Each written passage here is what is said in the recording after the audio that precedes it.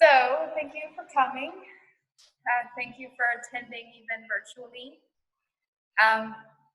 This is something that I'm really glad that we were able to do even despite of COVID-19, to be able to really go over what we're hoping to achieve with our program for children who are about to be first graders, and also to give an overview of the actual first grade program and how Waldorf education uniquely meets children of this age. And so tonight we have Miss Sue Lim, who is our kindergarten teacher, and we have Bethany Craig, who is our faculty chair.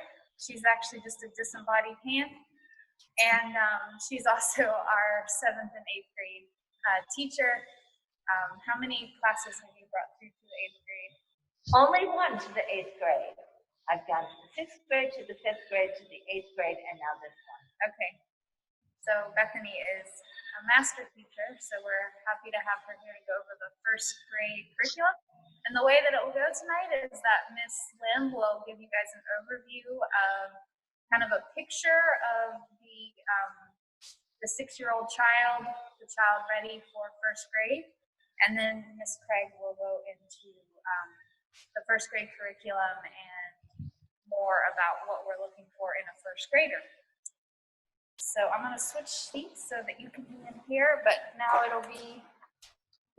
I'm not sure over there so that they can see those.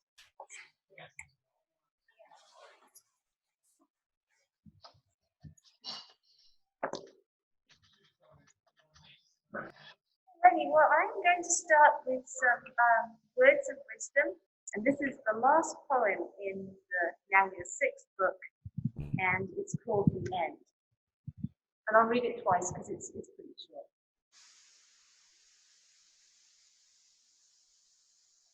Two, I was nearly new. When I was 3, I was hardly new. When I was 4, I was not much more. When I was 5, I was just a man. But now I am 6, I'm as clever as clever. So I think I'll be 6 more, forever and ever. I'll read it again. When I was 1, I had just begun. When I was 2, I was nearly new. When I was 3, I was hardly new. When I was 4, I was not much more. When I was 5, I was just a man. But now I'm 6, I'm as clever. So I think I'll be 6 more, forever and ever. And this is not going to translate very well to Zoom, but there's a really neat little picture of Christopher Robin and Piglet and Winnie the Pooh kind of jumping up and down. Yes, which I doubt you can see underneath. So I really like that poem, sort of in this context, because I think it really describes how a 6-year-old child is sort of the completion of sort of a stage of development, and it really sort of describes sort of the consolidation of what we see in the early childhood department, and then sort of ready to take the next step into the grade school. And I really feel it quite acutely each year with the rising first grade children, the children who are 6 or who are turning 6, that you can really see something quite different in them, and they can really be sort of leaders in the class and have different responsibilities and just sort of be in a very different place than the younger children. And I feel like that poem just captures that really well. So I'm going to describe a little bit of what we look for in the rising first grader, the 6-year-old child, or the child who's turning 6 that year. And I'm going to say that it's definitely an art rather than a science. It's not something where we sort of have a checklist and we're looking for a number of percentage points and we're checking it off and you get 8 out of 10 in that category, so you kind of pass. It's not a pass-fail type situation. It really is sort of an art, much more than it is sort of a science. And we look at the children in 3 kind of distinct areas. We look at the children physically, socially, and intellectually. And I'm going to describe each one and just say that, describing them quite consciously, sort of in that order. We start with the physical, what the child sort of looks like physically. And that's really important because it's sort of, you think of the physical body just in terms of sort of the instrument that the child will sort of work with sort of for their whole life. And overall, we're kind of looking for sort of a child who looks less round and sort of undifferentiated and sort of more kind of stretched out and individualized. For many years, when I was down in the Red House, we had a nursery assistant named Marcy, and she taught for probably almost a decade here. And it was kind of fun to watch her walking her children who were going to stay for nap up the hill. And there was sort of Mother Duck Marcy at the front of the line, and there were little ducks all in a row kind of following her up the hill for the nap. And it was really kind of cute to see. They were 3 and 4 year olds, and they had these little round bellies, these tummies, and they kind of bubbled a little bit. And I used to kind of catch that view sort of out of the window as they kind of came up the hill. And then you had a child that age has a very different look to them overall than a child who's 6. Obviously, we're all aware that the teeth are changing. The 6-year-old molars are coming in, and these are things that we sort of look for. Again, it's not a pedantic thing. We're not saying you have to be losing a tooth to go on, nor are we saying if you lost a tooth at 4.5, which occasionally happens, then you should go on. But it's one of the things that is part of this picture. We're looking at sort of the children's sort of balance and sort of their movement. We're looking at the vertical midline and the horizontal midline. So a little child, 3 or 4 year old, will just squat down rather than bend at the base. And so we're looking to see that sort of is an invisible line, but that is no longer kind of in place. We're looking to see if the children sort of a young child will just sort of take something on this side and will actually sort of switch it to that hand rather than reach across and sort of get it. So we're looking at that, and we're looking at sort of the development of dominance as the child showing a clear side for being sort of right or left hand. So we look at them physically, and then we look at the social, and we look quite carefully at the social because particularly for children who are sort of in the younger end of the class, a child who's socially kind of young, that often doesn't necessarily kind of catch up. So a child who perhaps socially is young in the class and is on the younger end of the birth phase, that can be more pronounced when a child sort of 9 and 10 and sort of the child enters puberty. So we kind of take a good look at that.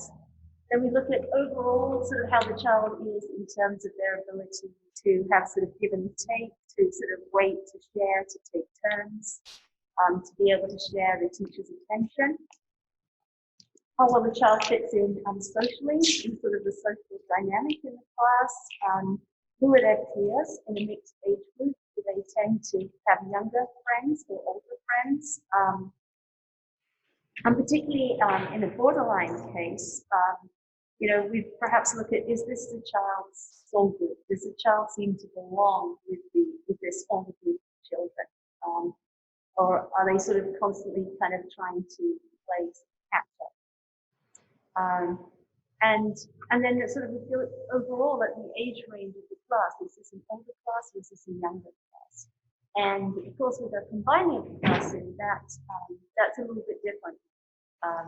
Because if the child's going to be in the older class, then they're sort of going to be in the middle of the combined class if they're younger, but if they're younger in the second group, then they're going to be significantly younger than the older children in that class. So that's something that's somewhat evolving, I would say, sort of at this point. So then we look at the children intellectually and kind of really put that last quite deliberately because I think it's the general focus of our times, and the physical and the social development are at least as important for the child, especially in borderline cases. And there's really sort of a difference between being intellectually advanced and having kind of consolidated all these steps and really being sort of mature and ready. And one of the ways that can kind of show up, the child might be intellectually kind of very capable and very quick, but do they have the stamina if they're significantly younger than that? So they have the stamina to really kind of keep up with the demands. So then intellectually, we look at sort of the focus and the attention span when the children are colouring and painting and drawing, and when they're doing craft projects. Is it sort of one and done? A young child really can spend very short amount of time sometimes colouring, whereas an older child will really sit there, really take their time, really sort of kind of make a meal out of it. Their ability to sit and to focus on stories. And in the story, can they sort of form a mental picture of what you're talking about? And you can almost kind of see that if you watch a child, sort of, if you're looking at a child as you're telling the story, you can almost sort of see it sort of in their eyes. So it's one thing to have learned it's story time, I sit quietly and I behave myself. I've been told to sit here with my hands in my lap. It's a whole other thing to be inwardly engaged. Hearing the story, if I'm telling the story of Three Billy Goats, I've got a picture in my mind as I'm telling the story of what my troll looks like.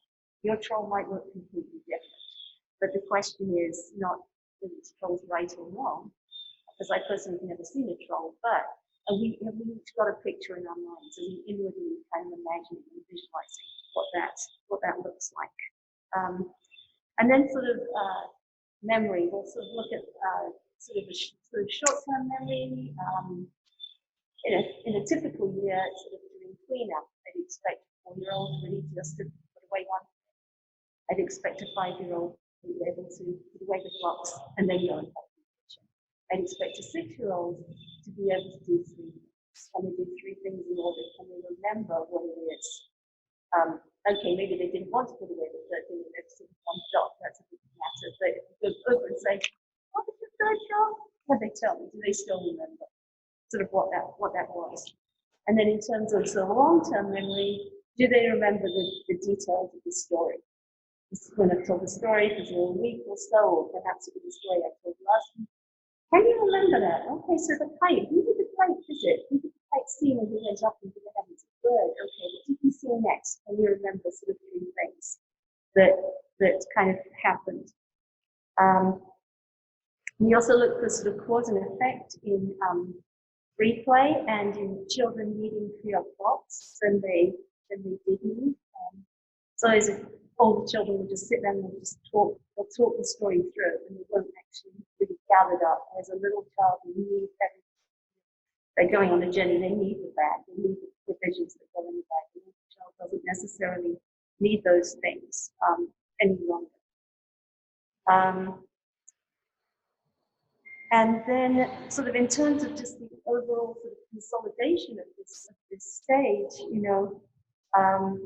is sort of the thinking, the memory and the thinking kind of freed up for academic learning. So a young child maybe can't tell you much of what they did at school, or they can only tell you in context. So they won't necessarily remember that they baked bread and made soup, but if they're then later, when you're preparing the meal, then they'll remember. Whereas an older child has that information kind of at their fingertips, and they can pull it out when they need it. So sort of that is kind of a quick overview of sort of the things that we look for. And then in terms of sort of how we do it, we certainly obviously observe the children sort of during the sort of kindergarten morning, to have a little sense of where they are and sort of where they're at. But we also do make sure that somebody else takes a look at the children, so they're not the first teacher. And we're really sort of moving towards seeing how we can have somebody look at each child kind of sort of individually, rather than doing that in small groups, so that we can really give each child some individual attention. Not right now, it's only October, but kind of a little later into the winter. That would be So I think those were the main things that I had. And there was one other thing I wanted to just read, kind of as a sort of an overview, which is a quote that may well be really familiar to a lot of folk. But I think this is, and I'm going to have to put my glasses on for this one because it's in my own terrible handwriting here. But this actually is a thorough quote, which I really like, because I think it really describes, it gives a really good picture of Waldorf education in the early years.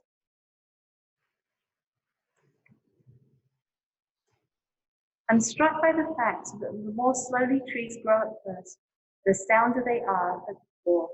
And I think the same is true of human beings. We do not wish to see children precocious, making great strides in their early years, like sprouts, producing a soft and perishable timber.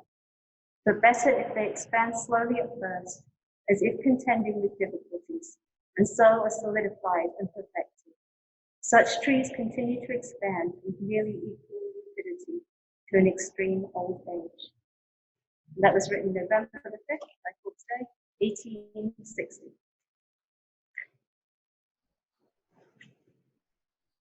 All right, Sue. You're up, Mrs. Okay. Okay, we're going to switch chairs, or are you? I think I'm okay right here. If you can all see me enough.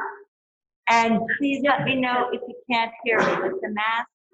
I've got on a fancy one with 3 layers. It's like being muted all the time. And you got to sit right there so we can talk to both of you.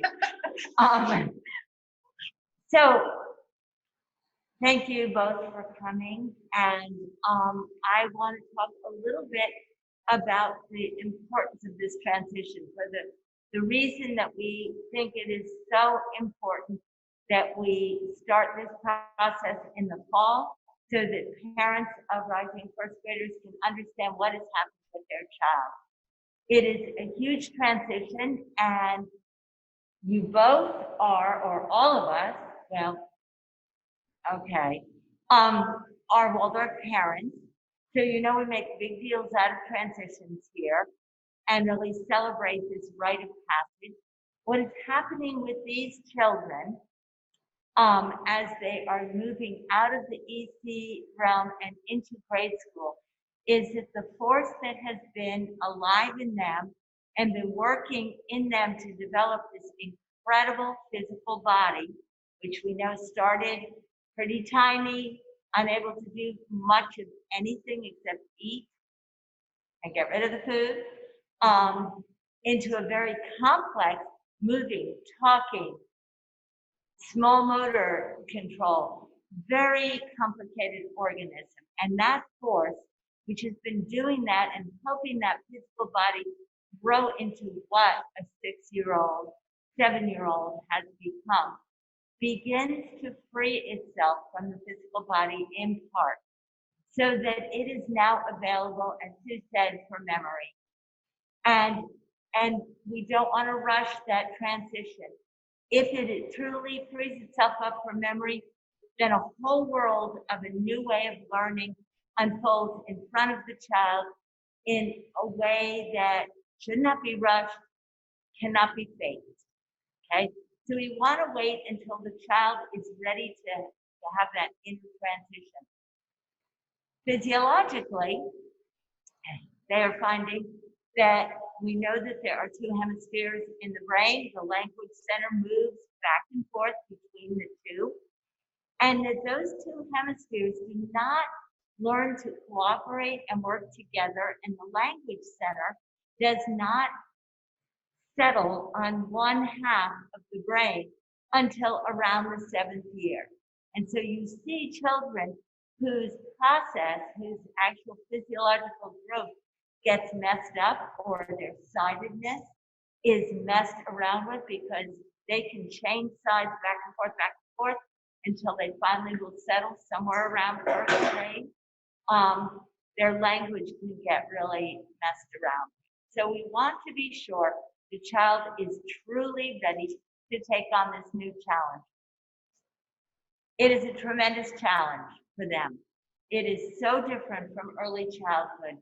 One of the ways it is very different is up until 1st grade, the child should be, which is a big word, totally immersed in the doing of what they're doing. Just be one with the activity, whether it is painting, drawing, building, climbing, They are fully involved in it. They're not seeing themselves. They're not looking at what they're doing.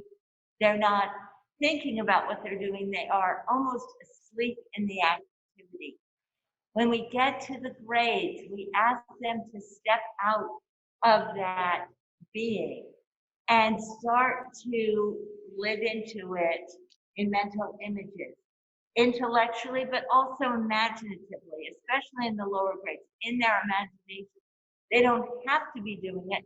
They can imagine it, and they can have an entire scenario going on or activity going on in their imagination.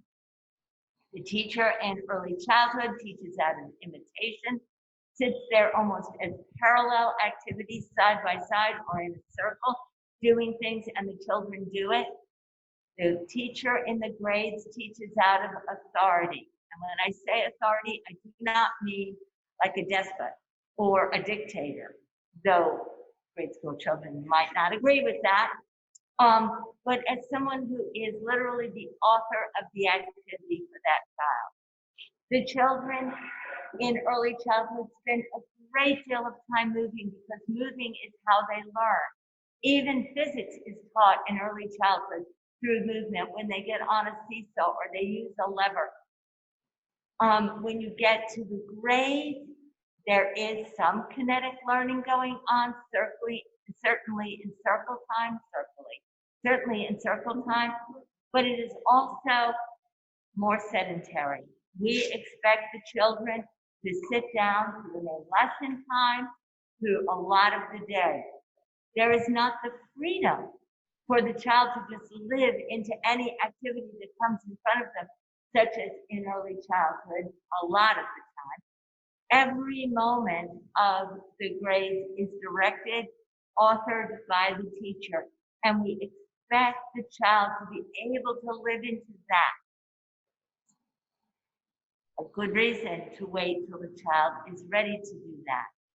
In early childhood, there is very little attention given to the individual. And I'm not saying that a teacher doesn't totally pay attention to an individual child. Of course they do. But the individual child is not called on to answer questions in the same way they are in grade school, in a review of the lesson, in having ideas or talking about things that they remember from the day before. They are not so much called on to take care of their materials the same way, to stand in line, to raise their hand. All of these things that we hope that the grade school child, first grade, is ready to take up and be responsible for. So what happens in first grade? I have to tell you, Emily, Jim, you both had no, you haven't had a first grader yet, but you know a little bit about it. They will come home so tired because the effort it takes to be able to comply with the program is very taxing for them, even if as adults the content seems very simple. So you both are familiar with, or all three of you are familiar with the Waldorf day. It starts in the grades with what we call morning lesson, the first 2 hours of the day. And in those 2 hours, we are looking at a variety of activities. One of the things Rudolf Steiner said is the most important thing a teacher can teach a child is how to breathe. And I have to tell you, I've been in many study groups where people try to figure out what that means.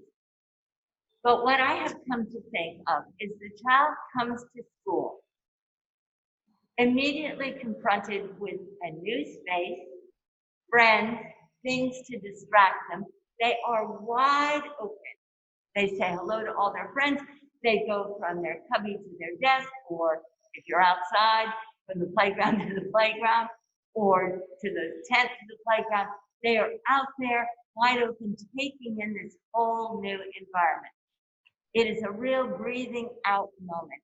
And then the teacher begins the in-breath, gathers them into a circle, starts with activities, starts with a verse that Steiner has given to the grades 1 through 12, 2 different verses that is said all over the world in whatever language is appropriate, and then starts with activities, a lot of verses and songs that are seasonal, that have to do with feelings so that they can live into the breeze in the spring or the flowers in the summer, or, you know, Father Winter coming knocking at the door.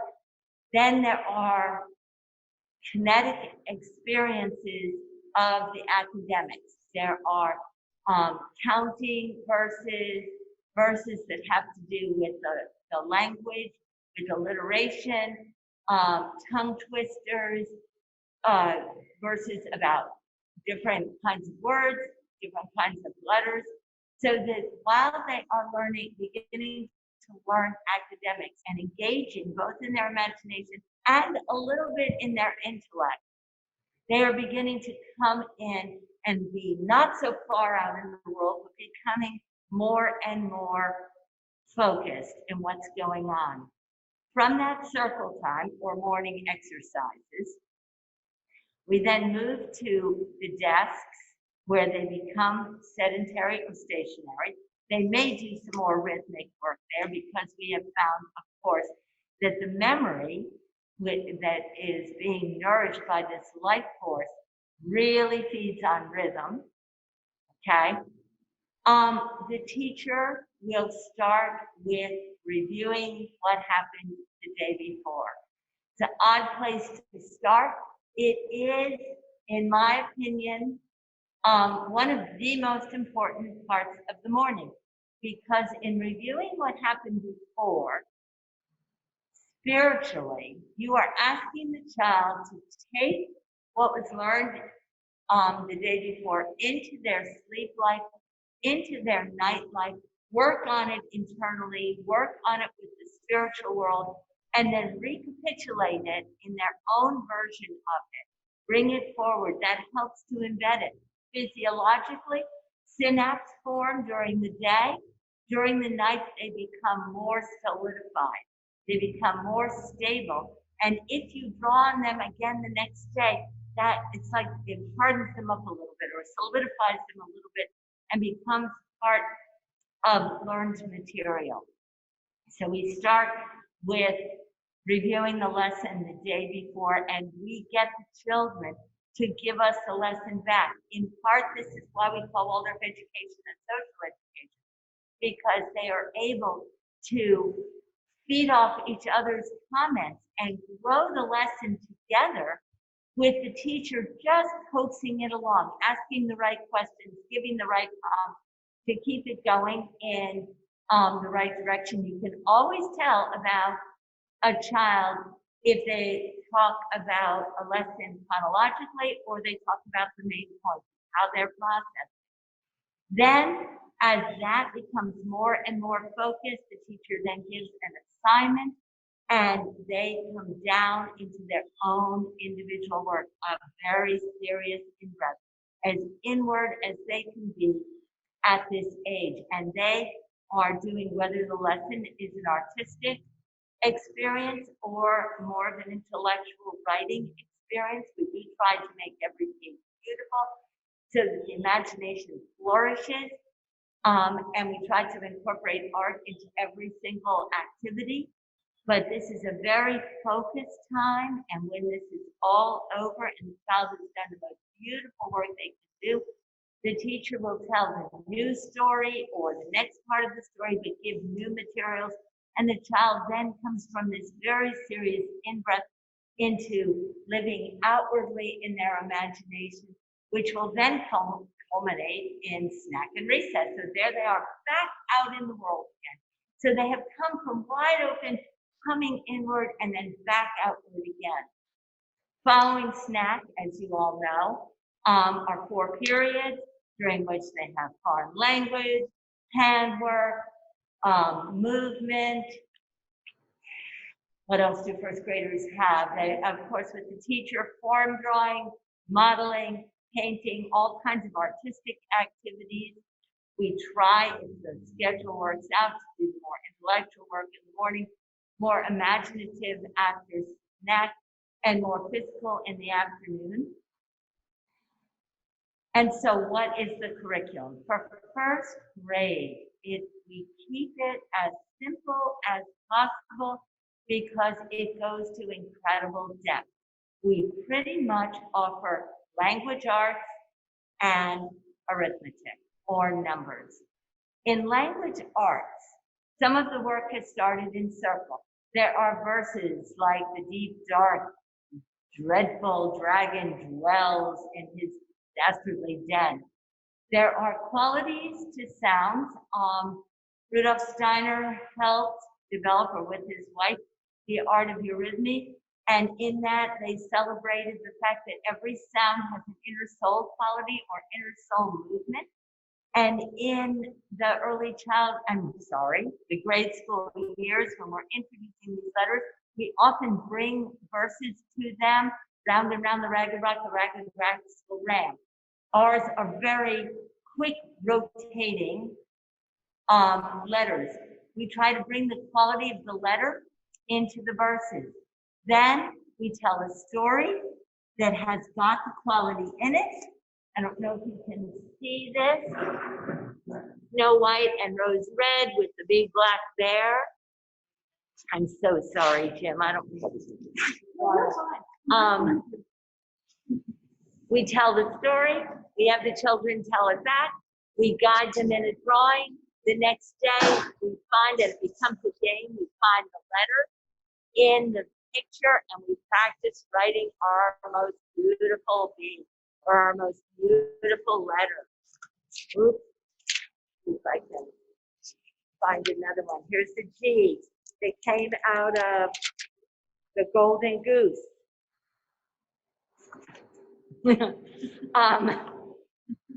In this, we play around with the sounds, and we get the children to take guesses. What letters, what words start with the sound? What words have the sound in them? So they get to listen to it, they get to see the shape, they get to practice the shapes. As the year goes on and on, we can tell a story after they get all their letters, and you start working with word families, closed syllables, consonant, vowel, consonant, open syllables, the silent E, consonant blend. This is the consonant blend SH. They told the story, then they told the story back. I condensed it into a sentence. They copied the sentence. Shinde hushed the baby's shrieks. The ape watched shyly. This gives the same feeling that sh does, the sound does, and they write it, they practice reading it. They read it over and over and over again. They memorize it, but it doesn't matter because they still are practicing reading it.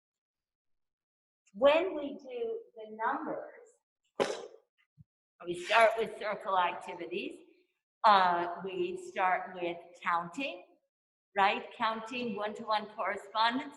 There's a verse, see if I can remember it. I am proper, neat, and trim.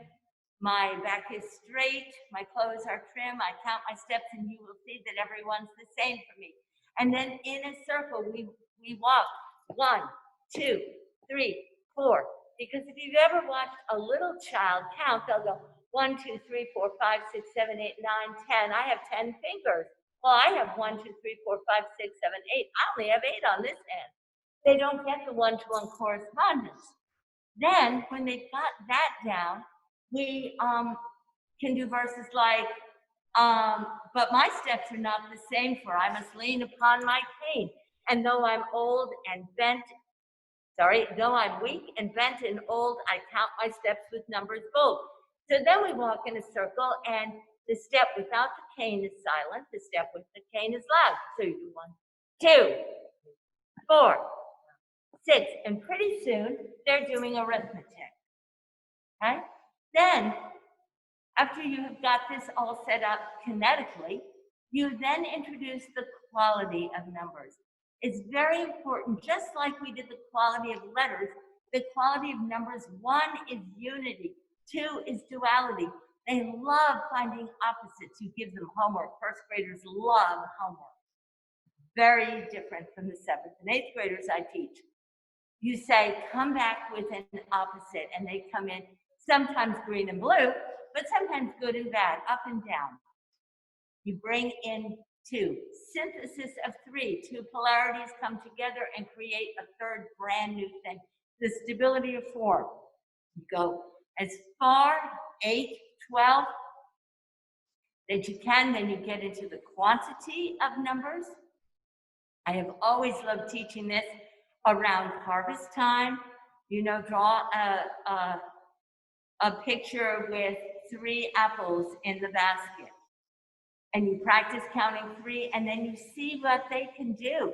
If they can actually do that one-on-one correspondence, and they can draw the 3. Do a Thanksgiving dinner with 8 plates on the table. That sort of thing. In the winter, you begin with real arithmetic. One of the things that we teach without telling them we're teaching is all arithmetic, the 4 processes or the 4 operations, are all social relationships. And so different children will pick up and enjoy different types of math, or arithmetic, I should say, so that we create a story that has a family or a kingdom, whether they're a king and queen and prince and princess, or gnomes or little chipmunks, but you create a social group that interacts with quantity. And you have the one that likes to gather, and in your drawings, he's usually pretty plump, and he just wants to get and get and get. And somewhere in his name, he is called plus, because that's what adding does. It always adds and adds and adds.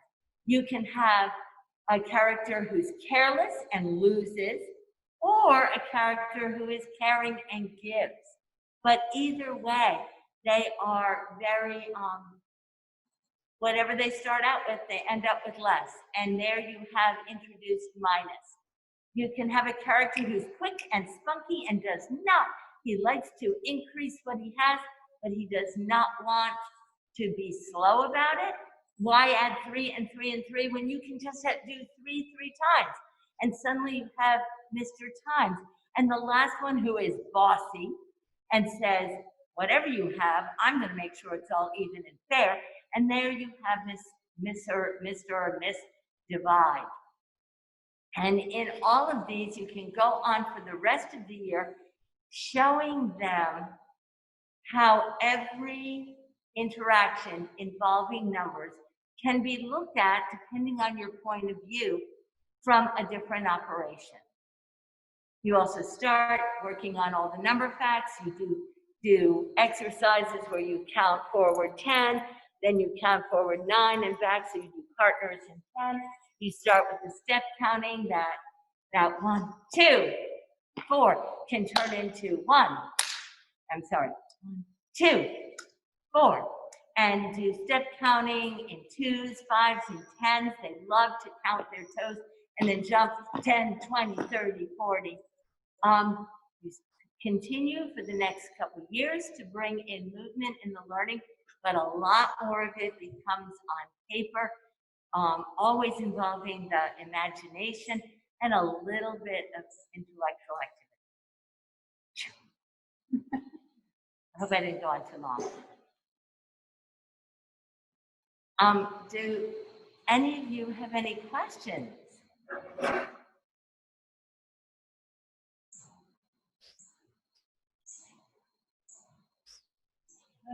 Well, that was easy. Yes, we should say something about the book. Go ahead. So we have a booklet here on school readiness. I'll hold it up so everybody can kind of see it. And this was actually put out by WeCan, which is the Waldorf Kindergarten Association in North America. And it kind of describes sort of first grade readiness sort of in quite detail here. So this is something that we have for everybody. So it has grade school sort of expectations, sort of a bit further down. And so this is a really nice kind of sort of concise handout that really explains a lot of what's been said tonight. So we'll certainly make sure that everybody gets a copy. We can't physically give it through the computer screen, but we will figure out a way to make sure everyone gets one.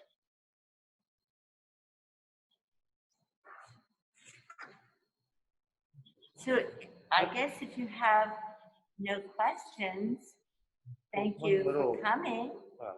Yeah? How does, I think it's sort of normal that not every part of the child is at the same level, so some things will average out. Mine, who may is still figuring out going downstairs is a little strange, but on the other hand is already playing arithmetic, like the constant bed, they're playing with right now, a year and a half before you might do it. So that kind of average out for everybody in the end. It will, and a lot of the times, it will write itself. You know, there are ways you can help a child, right? You know, on the steps going up and really stressing this kind of activity. So there's that. Whenever I have taught first grade, we have done, I am brave, I am true, and do crossing the midline. You can do all kinds of things. There's the valid physics exercises, which are a combination of visual, auditory, and auditory is the sound, visual and rhythm that helps cross midline. You can do it, you know, all sorts of ways like that. If a child is really struggling, bringing all their faculties together, we have got an educational specialist here who helps with movement, because as she comes up with exercises, I've watched her do figure eights that are mirror images of each other with crowns. The kids are just sitting there doing this, and that helps the brain sort of recalibrate and get all of these things more in balance. But a lot of times, just waiting. It is not unusual in first grade for children to draw letters backwards or write words backwards, because that has not quite kicked in. Of course, it can mean dyslexia. It can mean a learning difference that will need to be addressed, but it doesn't have to mean that. It just means that they haven't quite come into their own. I have a question. Yes. And Mrs. Lim, maybe this is something we'll talk about during conferences, but I was wondering if you are doing, or in this strange time we're having, if you are able to do activities with just the rising first graders, or is that something you do later in the year to sort of start evaluating them and just sort of doing extra things with the students who are in your class now who are rising first graders? So I think there are a couple of sort of answers to that. I mean, and yes, certainly it's a different year, and so things are a little different than they normally are. And sort of traditionally over the last few years, I've had some specific sort of projects that the rising first graders have done. And it's certainly my hope to be able to do something like that this year as well. It won't be quite the same. And some of the things that we normally do won't work quite so well.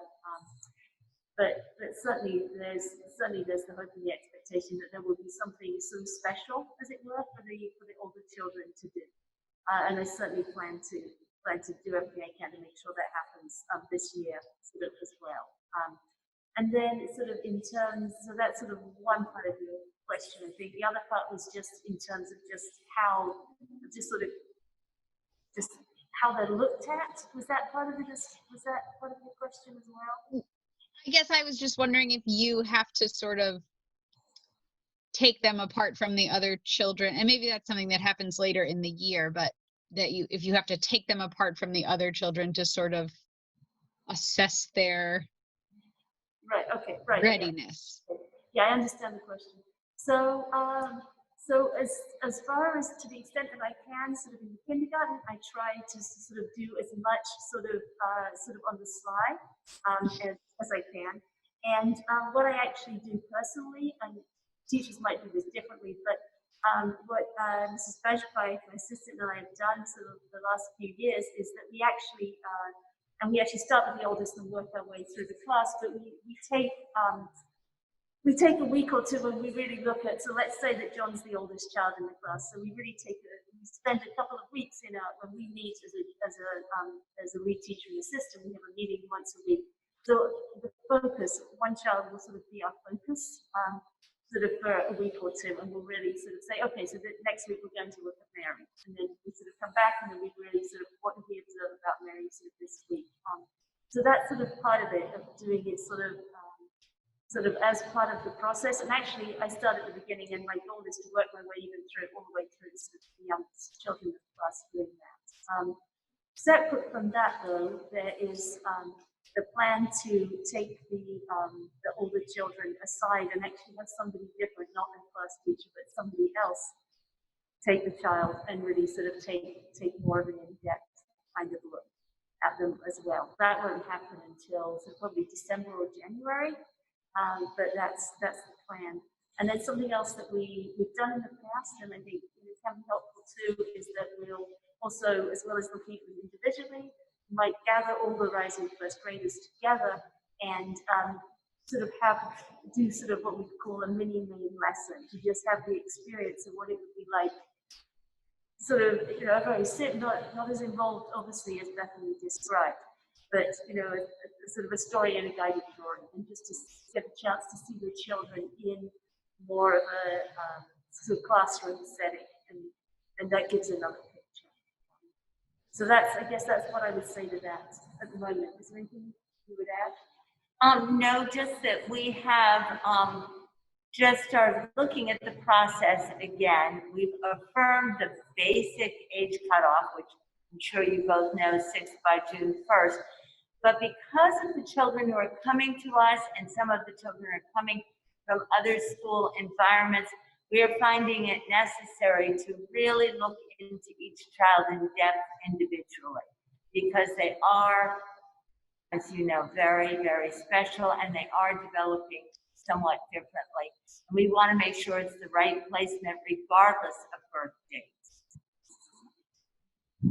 So we are beginning to look at tweaking or changing up our process a little bit to meet the children that are coming to us now. I guess what I would add to that is what we don't want is to sort of for anyone to get stressed in the process. We don't want the parents to get stressed, and by default the children to get stressed. There will be a letter sort of going out to the parents at some point in the year saying, well, fairly soon we'll be taking this closer look at the children. What we don't want to have happen is, the parents to say, quick, hurry, this morning it's your important test at school, and, you've got to have a good breakfast and get your shoes on, and we've got to get out the door because today's your test day. I'm exaggerating it, obviously, but right. We really don't want the children to sort of have that sort of anxiety about it. We don't want the grown-ups to have that anxiety, because really, it's not a pass fail. And we really expect to see a wide range of sort of readinesses in different spheres. Some children will be more ready physically, some children may be more ready socially, some children may like kind of social, and so on. The idea is to get an overall picture. Again, it's an art, not a science, but the idea is to get an overall picture that we feel confident that the things that need to be in place are in place, so that the curriculum that Bethany described so well is going to fall on fertile ground, as it were, that they are ready for that next step. Thank you. And so, yeah, thank you for coming, and don't hesitate to reach out to talk to any of us about your own individual child. I'm sure during parent-teacher conferences and all, you will get a really good picture of how your child is doing, but feel free to talk to any of us anytime. Well, thank you so much for taking the time to do this, and I'm looking, Ellie's really happy, and thank you both. They're all doing a fantastic job of being students right now.